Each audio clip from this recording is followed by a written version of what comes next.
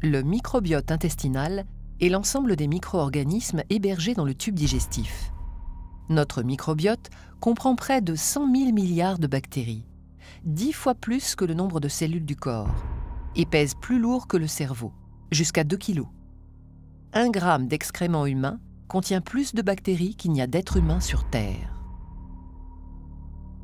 Avant la naissance, le tube digestif du fœtus est stérile.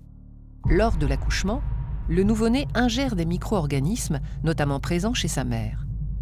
Son tube digestif est ainsi rapidement colonisé par des bactéries vaginales et fécales maternelles.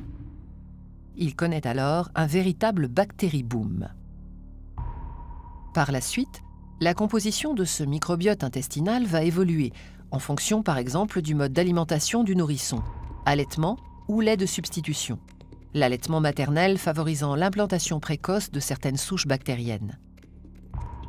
La composition du microbiote se complexifie avec le temps.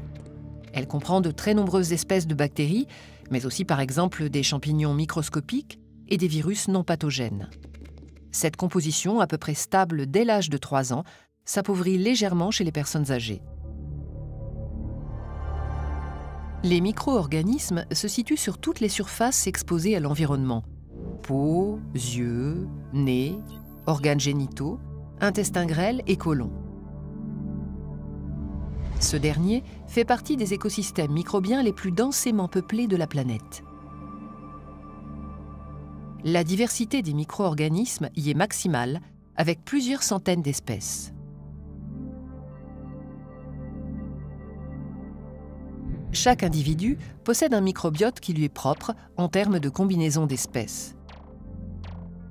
À l'instar de nos empreintes digitales, nous portons donc chacun notre signature bactérienne personnelle. Le microbiote intestinal peut être considéré comme un organe fonctionnel du corps humain, rendant chaque jour d'inestimables services à son hôte. Il est en étroite interaction avec notre intestin et joue différents rôles majeurs. Ainsi, il exerce des fonctions métaboliques essentielles à la digestion. Une fraction des aliments, comme les fibres alimentaires, et une grande partie des glucides, n'est pas digérée par nos enzymes dans l'intestin grêle. Elle est dégradée par le microbiote dans le côlon. Cette communauté intestinale assure également un rôle de barrière contre l'invasion des micro-organismes pathogènes responsables de diverses maladies.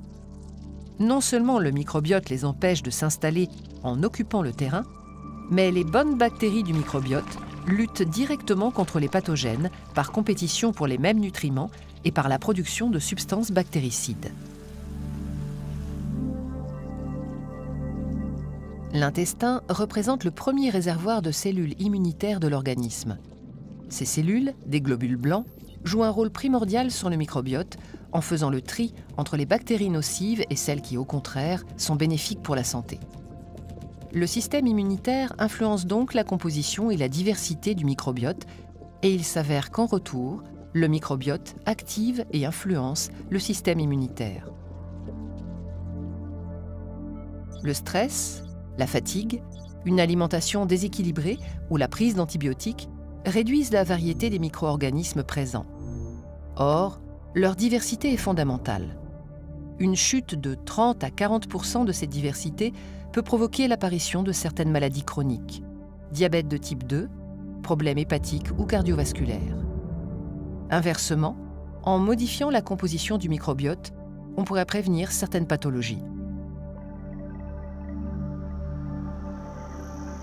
Le microbiote intervient sur la digestion, mais aussi à divers niveaux sur le fonctionnement de notre organisme.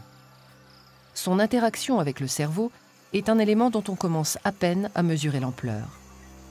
Il nous faut donc accepter d'être des êtres non indépendants, hébergeant d'autres êtres vivants qui nous sont indispensables. Respecter et cultiver cette symbiose active est probablement une clé majeure de notre santé.